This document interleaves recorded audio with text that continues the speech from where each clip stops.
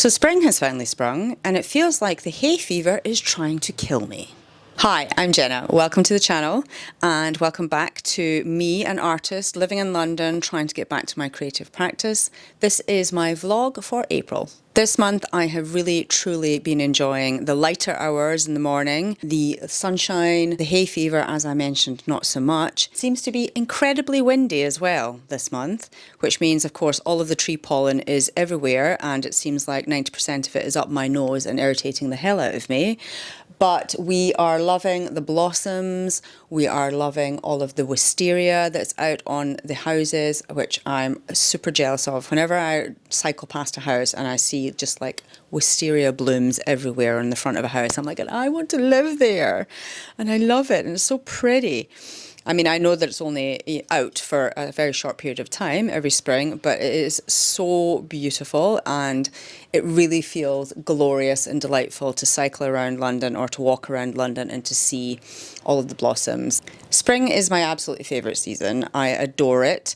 When it gets light at 5 a.m, and because I am a 5 a.m. girly, it just feels like I have so many more hours of the day that I can get things done in, and believe me, that kind of mental shift into, oh, more time, more things you can do, just feels great, and it kind of gets rid of that kind of doom and gloom of the winter months. Once it gets lighter and brighter and feels a little bit warmer, we kind of uncover all the garden furniture, we kind of do a little zhuzh of the garden, and the cats want to be out there more, so that means that we're out there more, so we can kind of supervise them and make sure they're not trying to escape the garden.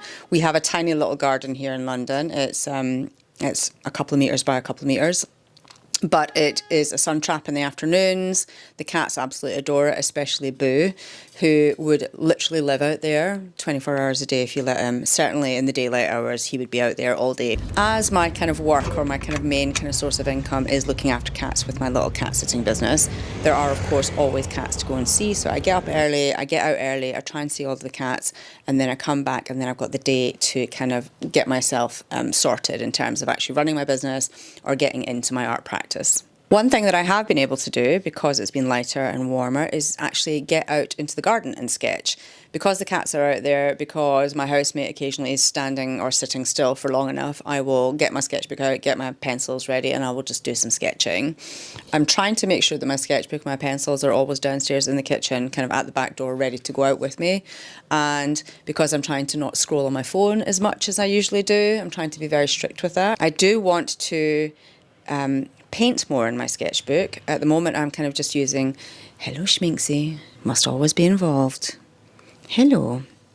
Yes, at the moment I am kind of just using pencils and pens and markers in my sketchbook rather than paints, but I would like to paint more in my sketchbooks because I just want to kind of introduce more colour and more practice with painting. And hopefully, Minxie Moo, I will fill up a lot more sketchbooks, and we'll have a lot more kind of source material to work from in terms of kind of doing other paintings or other works once I've got more sketchbooks to actually refer to and to reference. In terms of my art practice and what I got done this April, I managed to get, as I said, a lot of sketching done. That was really enjoyable. I did a tiny little sketchbook tour as part of one of my videos, which I will link to here, and you can go and watch that entire video if you want. I was mostly just kind of showing you sketches of the cats that I had sketched thus far, some of the prep work that I'd done for a larger painting of my three cats, Minx, Bass and Boo. And also just some kind of gestural drawings that I had done in my sketchbook using pencils, markers, etc. I also did a tiny little kind of sketch along with me, which I really enjoyed, and I think I'll probably do some more of those because A, it gets me sketching, it gives me an excuse to both record myself sketching, so I've got some content for my YouTube channel and I've got some things to show you, but also so that I get myself more into practice doing these sketches and kind of making sure that I'm getting things done. In addition to that, I knew that I wanted to actually paint on smaller canvases or boards so that I could get more painting practice in. And the first thing that I did in that regard is I purchased some wooden boards to try and paint on, because I generally have painted on canvas in the past, but I wanted to give it a go and knew that I needed to prepare the surface. I mean, of course you can paint straight onto them, but I would imagine the wooden board would just absorb all of your paint all in one go. So wanted to kind of follow the advice of other artists that I've been following in terms of how they prepare their canvases and prepare their surfaces for painting. I didn't do another layer of gesso, and I'm kind of glad I didn't for this particular painting because it gave me a really nice texture. When I painted over it on with acrylic as the underpainting initially. The result was really amazing, actually. I didn't expect it to do that. So this is the thing that I enjoy about trying things, is that you just don't know what's going to happen and you just don't know how things are going to turn out. And some of the things that happen where some artists might consider that a mistake and they want to cover it, I actually really enjoy the mistakes, and I enjoy the texture, and I enjoy the surprising things that happen when you're creating something. Another thing that I hadn't done before was an underpainting. I had never done an underpainting ever before in my life. Anything that I've ever painted, I've just gone straight in and with the paint and just done it straight off the bat.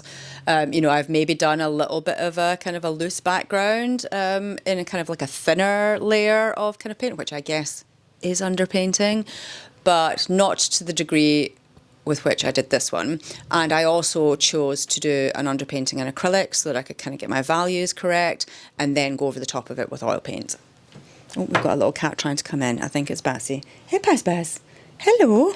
Oh, God, fighting. Cats, stop it. God, flipping handbags at dawn at the door there. Okay. I really enjoyed the underpainting process and was really pleased when I started using oil at how quickly I managed to kind of get the oil on and how quickly I managed to kind of get the painting completed. I hadn't expected it to go that quickly. I thought I would and oh and, you know, mess around a bit until I was kind of happy with it, but actually it happened quite quickly and I was really pleased with the results. It's given me the kind of confidence to do a lot more smaller paintings, which I have got plenty of reference material for. I'm going to choose quite a few of my cat-sitting clients' cats to paint and to offer them the paintings kind of for free because I need the practice and I'm sure that they will enjoy having a little painting of their cat as well. So that's the plan going into May and potentially June as well, seeing how much time I've got for that. However, if I am painting smaller, it means I can prep some canvases or some boards, get them gessoed up, get them sanded, get their drawings on them and do a couple a month, which would be great practice for me and also will hopefully result in my cat-sitting clients loving me more. I mean, they already love me a lot, but you know, it's always good to keep them happy. Speaking of which, April is Easter and coming up to bank holidays, so it gets busier and busier and busier with the cats that I look after. The spring and the summer months are always absolute madness. It does keep me sustained and it does, you know, pay my wage and helps me buy art materials, so I'm not complaining at all. And, you know, what's lovelier than looking after cats? Not much, I have to say. I also managed to get along to the Tracy Emin exhibition, which is called A Second Life at the Tate Modern here in London.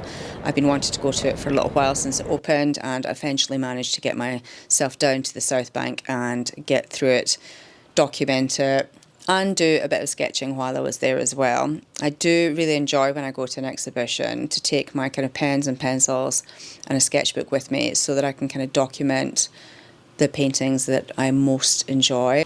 It's always going to be either the mark making or the colour that kind of draws me to a particular piece of work and or kind of sculptural shapes and materials that I want to render or I want to kind of draw. Hang on a second, we're just having some Bassy crunching in the background. Yeah, crunch, crunch, crunch, crunch, crunch, crunch.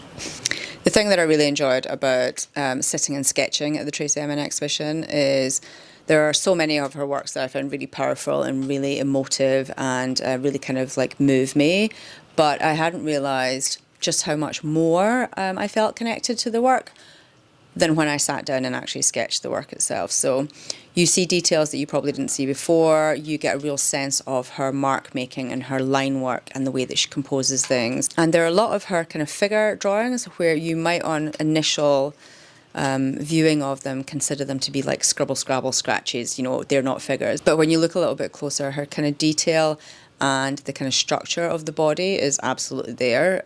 You know, I was looking at one which is a kind of a large scale acrylic painting in kind of like a dark blue paint on a kind of white background.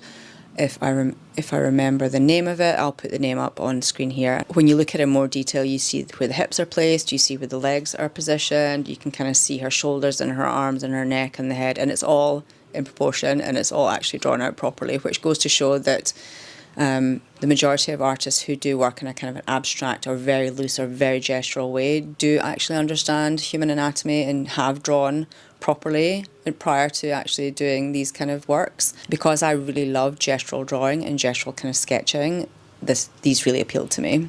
So I thoroughly enjoyed it, and I came away with a couple of things as well, which I will maybe show you in the video that I do when I do my art and overthinking series, where I take you along with me to the exhibition itself, and you can see more of the work, and you can see my more kind of detailed analysis of the artist and of the work itself. So what will I be doing in May, and what are my art plans for May? As I mentioned, it's going to be bonkers busy with cats, and I am taking on a few other little projects as well for some extra income. So we will see what time I actually manage to allocate to art making. I'm going to try and do at least another 2 small paintings of cats. I'm going to choose 2 of my cat sitting clients' cats, and I will do those.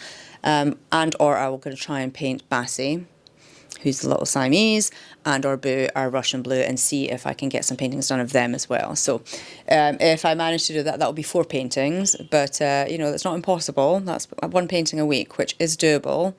It is all about the actual preparation and whether or not I manage to get some boards or canvases prepped in the first instance, so we'll see how we go.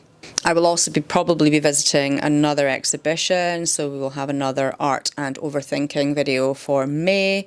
Not sure where the exhibition will be yet. It might be a kind of gander around Tate Britain, because there's a couple of different exhibitions that are on there. Or I might go to the Beatrice Gonzalez exhibition at the Barbican. So yes, April thus far has been good. I've been productive. I've been enjoying the weather, apart from the hay fever, and I'm looking forward to even more spring weather and spring outings to galleries, and also to getting some art done. I hope you're having a creative week wherever you are, and I'm going to see you next time.